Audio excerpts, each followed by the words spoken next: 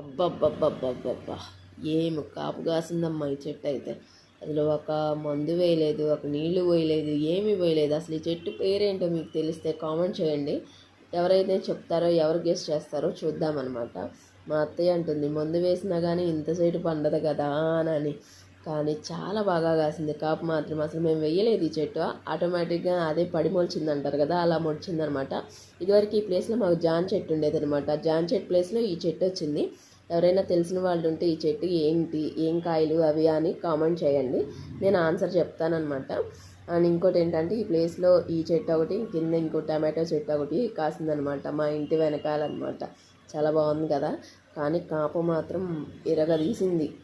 చాలా బాగుంది కదా. ఒకసారి చెట్టు మొత్తం టమాటో చెట్టు, ఇది క్యూట్గా చిన్నదనమాట.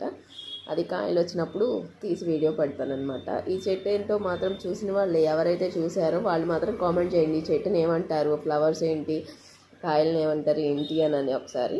ఓకేనా. Thank you watching all.